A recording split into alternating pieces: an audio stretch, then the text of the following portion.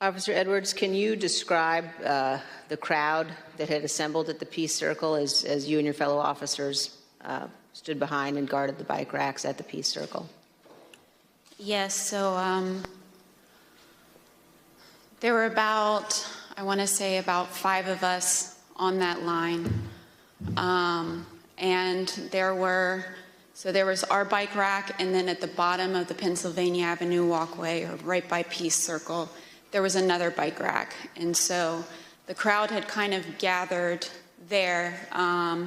It was the crowd led by Joseph Biggs, and they were mostly in civilian clothes. There were some who had military fatigues on. We could see people with bulletproof vests on, things like that.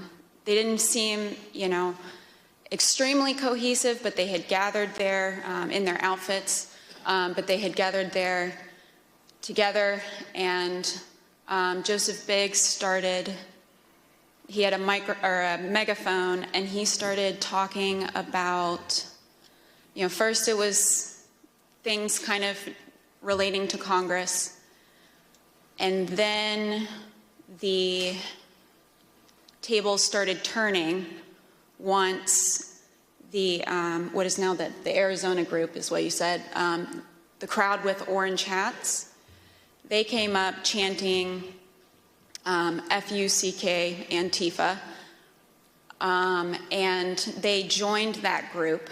And once they joined that group,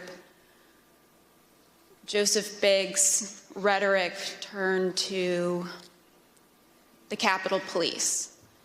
He started asking us questions like, you didn't miss a paycheck during the pandemic. Mentioning stuff about our pay scale was mentioned. And, started turning the tables on us. And I've worked, I can, conservatively say probably hundreds of civil disturbance events. I know when I'm being turned into a villain, and that's when I turned to my sergeant and I stated the understatement of the century. I said, Sarge, I think we're going to need a few more people down here. And so after that,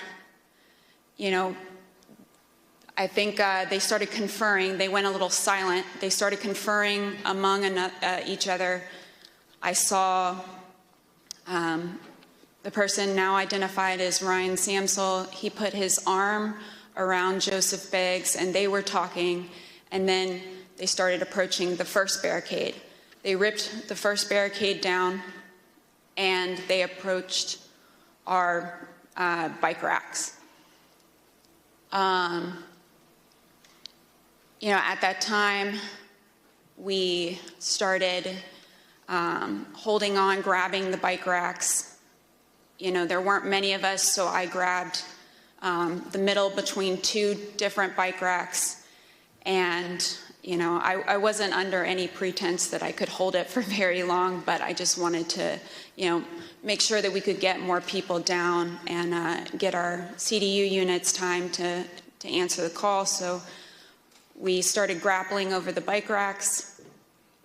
I felt the bike rack come on top of my head, and I was pushed backwards, and my foot caught the stair behind me, and my chin hit the handrail, and then at that point I had blacked out, but the back of my head clipped the concrete stairs behind me.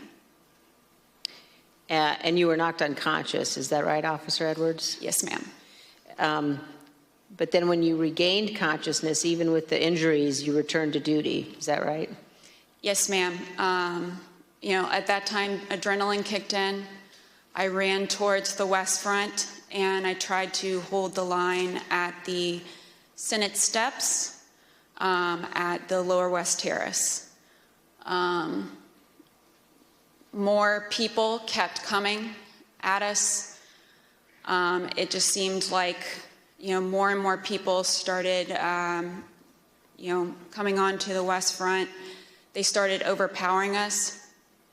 And that was right about when MPD's officers showed up. Their bike officers pushed the crowd back and allowed our CDU units as well as theirs to form that line that you see, that very thin line between us and the protesters or the rioters, at that time. I fell behind that line, and for a while I started decontaminating people who had gotten sprayed and treating people medically who needed it. And then you were injured again there on the West Terrace, is that right, Officer Edwards? Yes, ma'am. So after a while, I got back on the line. It was on the house side of the Lower West Terrace. And I was holding that line for a while. There weren't many of us over there. And Officer Sicknick was behind me for most of the time, for about 30 to 45 minutes that I was down there. We were just, as the best we could, we were just, grappling over bike racks and trying to hold them as quick as possible. All of a sudden, I see movement to the left of me, and I turned, and it was Officer Sicknick with his head in his hands. And he was ghostly pale, which I figured at that point that he had been sprayed, and I was concerned. My, cop alarm bells went off, because if you get sprayed with pepper spray, you're going to turn red. He turned just about as pale as this sheet of paper. And so I looked back to see what had hit him, what had happened, and that's when I got sprayed in the eyes as well. I was taken to be decontaminated by another officer, but we didn't get the chance because we were then tear gassed. And we are going to play just a brief clip of that moment that you've just described, Officer Edwards.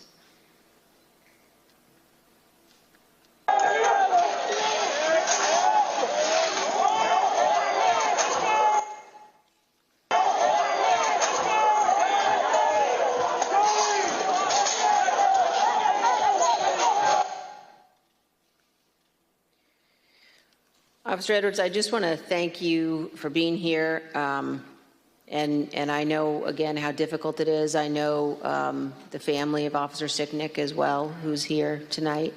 And one of the things one of the Capitol Police officers said to me recently was to ask me whether or not, as members of Congress, all of us understood that on that day, on January 6th, when we were evacuated from the chamber, were led to a safe, undisclosed location, whether we knew that so many of you had rushed out of the building and into the fight. And I can assure you that we do know that, and that we understand how important your service is. Thank you for your continued work with our committee and the interviews, and thank you very much for both of you for being here this evening. Mr. Chairman, I yield back. Thank you very much. Ms. Edwards, can you give us one memory of that awful day that stands out most vividly in your mind? I can. That time when I talked about falling behind MPD's line, I remember because I had been kind of shielded away because I was holding those stairs So I wasn't able to really see what was going on over here. When I fell behind that line and I saw, I can just remember my breath catching in my throat, because what I saw was just a war scene. It was something like I had seen out of the movies. I couldn't believe my eyes. There were officers on the ground, you know, they were bleeding, they were throwing up, they were, you know, they had, I mean, I saw friends with blood all over their faces. I was slipping in people's blood. You know, I was catching people as they fell. You know, it was carnage. It was chaos. I can't even describe what I saw. Never in my wildest dreams did I think that as a police officer, as a law enforcement officer, I would find myself in the middle of a battle. You know, I'm trained to detain, you know, a couple of subjects and handle a crowd, but I'm not combat trained. And that day, it was just hours of hand-to-hand combat, hours of dealing with things that were way beyond any law enforcement officer has ever trained for. And I just remember that moment of stepping behind the line and just seeing the absolute war zone that the West Front had become.